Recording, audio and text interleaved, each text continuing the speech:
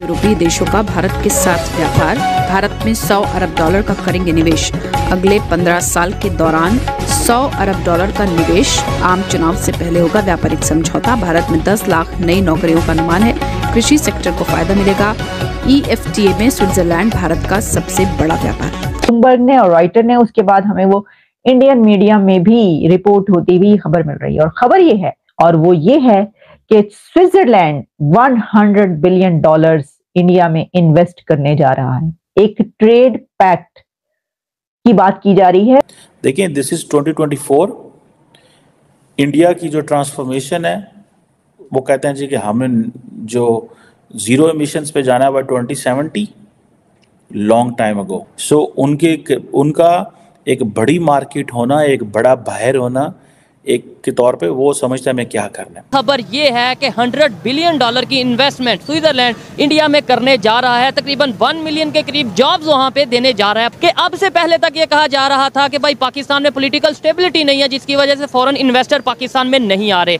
क्या अब इलेक्शंस के बाद पाकिस्तान में पॉलिटिकल स्टेबिलिटी हो जाएगी? क्या जैसे इंडिया में 100 बिलियन डॉलर की इन्वेस्टमेंट स्विट्जरलैंड करने जा रहा है, क्या हमारे यहाँ 100 बिलियन की बजाय 10 बिलियन की भी कोई इन्वेस्टमेंट करना चाहेगा? ब्लूमबर्ग में शामिल है, और उसमें जो है उसमें कहा गया है कि India eyes 100 billion dollars investment from Switzerland and Norway.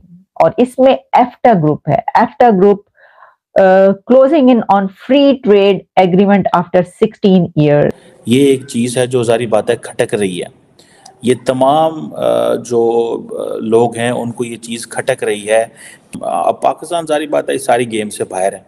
Pakistan को तो पता ही नहीं कि हमने चीज़ों को लेके कैसे चलना है, और ना ही हमारी हुकूमत का ये कोई प्राइमरी इंटरेस्ट है।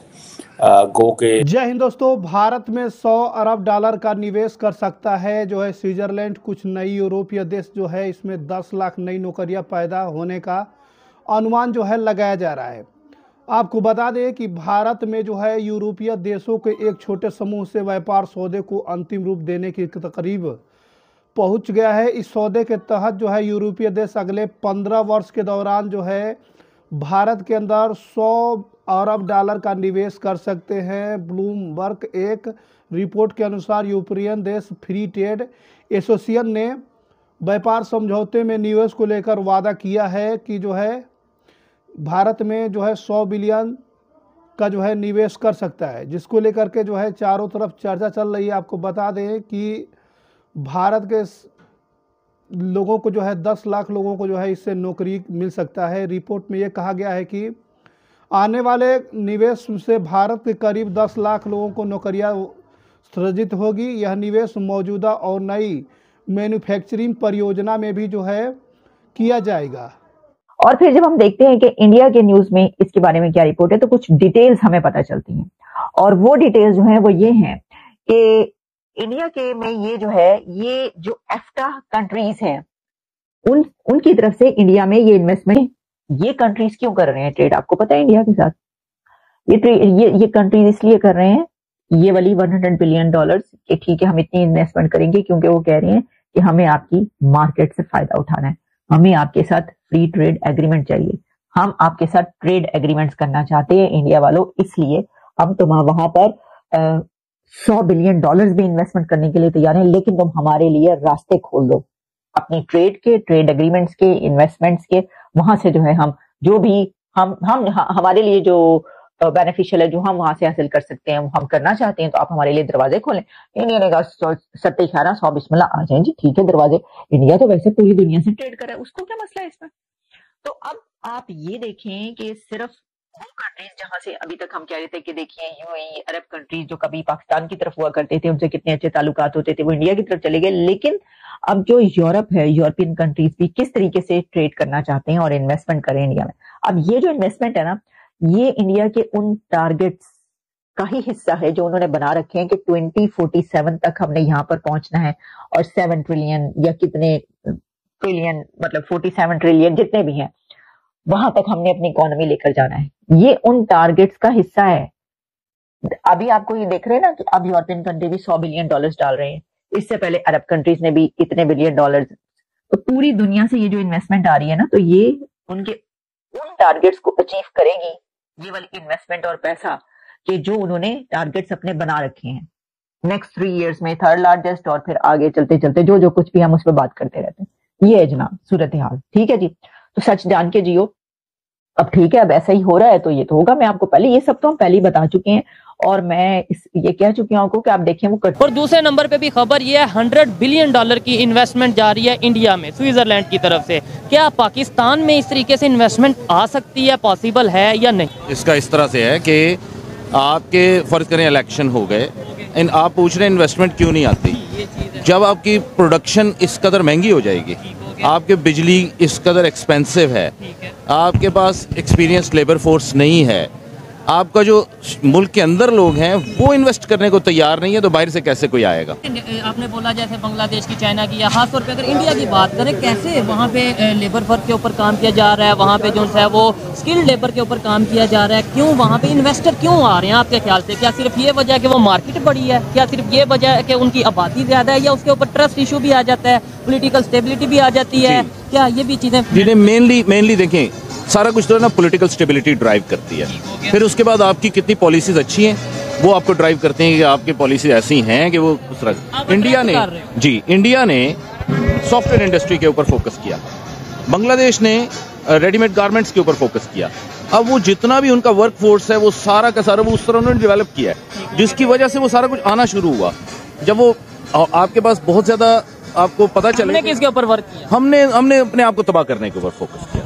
सर आपसे मजीद भी बात करूंगा, आप इस हवाले से क्या कहना चाहेंगे? जो सर ने गुफ्तगू की, आप क्या उससे एग्री करते हैं? और सेकेंडली मैंने उनसे एक सवाल किया, क्या वजह है नेबर कंट्री में क्यों इन्वेस्टमेंट जा रही है? क्या सिर्फ ये वजह है कि उनकी मार्केट बड़ी है, उनकी आबादी ज्यादा है, तो इसलिए फॉरेन इन्वेस्टर वहाँ पे आ रहे हैं, या वहाँ पे कोई ट्रस्ट उनके ऊपर किया जा रहा है, या पॉलिटिकल स्टेबिलिटी है, वहाँ की गवर्नमेंट स्टेबल है, इस वजह से वहाँ पे इन्वेस्टर आ रहे हैं? देखिए, इनमें जो एहसन भाई ने दो बातें की हैं, पहले दो पॉइंट्स जो उन्होंने किए हैं, पॉलिटिकल स्टेबिलिटी, इस पर भी मैं एग्री करता हूँ, वर्क फोर्स स्किल्ड, इस पर भी एग्री करता हूँ, लेकिन मैं कुछ इसमें एडिशन करना चाहता हूँ। आपने जैसे बांग्लादेश की एग्जांपल दी है, तो टेक्सटाइल इंडस्ट्री में आप अगर देखें 2008 से पीछे आप चले जाएं तो पाकिस्तान जो है टेक्सटाइल इंडस्ट्री में, पाकिस्तान की जो आपकी सुदर मंडी फैसलाबाद की मंडी है, ये मैनचेस्टर ऑफ एशिया के नाम से जानी जाती है, ठीक है। ये दुनिया की दूसरी बड़ी टेक्सटाइल इंडस्ट्री कह सकते हैं, एशिया में तो नहीं, क्योंकि एशिया में तो और भी कंट्रीज, चाइना आ जाता है, इंडिया आ जाता है, वो उसे कम्पीट करना। देखें 2008 से पहले पाकिस्तान से ना चाइना आगे था जी, टेक्सटाइल सेक्टर की, सिर्फ टेक्सटाइल सेक्टर की बात कर रहा हूँ मैं, ठीक है ना, आपका इंडिया आगे था। अब सेकंडली बात करते हैं कि जी उधर क्यों चले गए। अब देखें, पहली चीज तो ये, उस वक्त पॉलिटिकल सिचुएशन बिल्कुल ठीक थी, 2018 से लेके 13 तक जरदारी साहब का दौर था। तो मसला ये था कि आपकी जो कॉस्ट थी, आपके जो रिसोर्सेज थे, आपकी जो एनर्जी थी, वो आपने कॉस्ट ने इतनी हाई कर दी थी, आपने इन्वेस्टर्स को, लोगों को इतना मजबूर कर दिया था। इन्वेस्टर कोई भी होता है ना, देखें, वो देखता है कि उसको प्रॉफिट कहाँ से ज्यादा मिलेगा। तो आप 2008 से लेकर 2013 तक जितना भी इन्वेस्टर फैसलाबाद का ले लें या पूरे पाकिस्तान का ले लें, सारा उठ के चला गया बांग्लादेश में। क्यों? क्योंकि बांग्लादेश की मार्केट ने उस वक्त इनको कैप्चर किया, उन्होंने इनको फैसिलिटीज दी जी, सब्सिडीज दी, फैसिलिटीज दी, जगह दी, उन्होंने उनको अच्छी पॉलिसीज ऑफर की, ये लोग सारे उठ के वहां चले गए। अब आप सेकंड बात करते हैं पॉलिटिकल सिचुएशन, तो पाकिस्तान की पॉलिटिकल सिचुएशन आप 70 साल 80 साल तारीख उठा के देख लें, तो ये तो हर 2-3 साल बाद यही ड्रामेबाजी चलती है, तो ये तो कभी स्टेबल होती ही नहीं है। और आगे होने की कोई उम्मीद नजर आ रही है?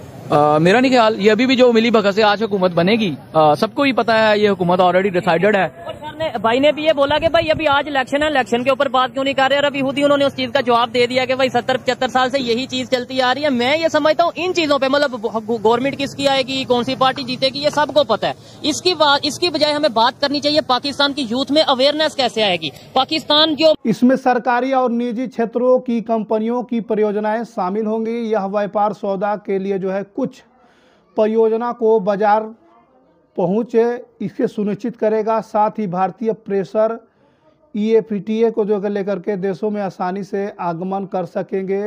और वाणिज्य मंत्रालय जो है, आपको बता दें, इस रिपोर्ट पर कोई जो है प्रक्रिया नहीं है, लेकिन आपको बता दें कि पिछले महीने केंद्रीय मंत्री अश्विनी वैष्णव ने राइटर में ये कहा कि भारत में अगले कुछ वर्षों में प्रत्येक विदेश जो है FDI तकरीबन $100 जो है पर पहुंच जाएगा।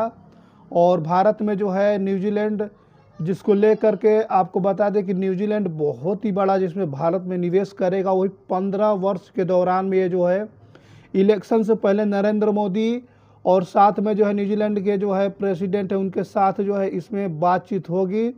और इलेक्शन से पहले इसमें डील फाइनल हो जाएगी, जिसको लेकर के चारों तरफ हाईलाइट चर्चा मचा हुआ है। पूरे पाकिस्तान के अंदर इसकी चर्चे दिख रहे हैं। पूरे पाकिस्तान के लोग हैरान हो चुके हैं कि विदेशी देश इतना बड़ा इन्वेस्टमेंट जो है भारत के अंदर करने वाली है, सोचकर जो है पाकिस्तान के लोग घबरा चुके हैं।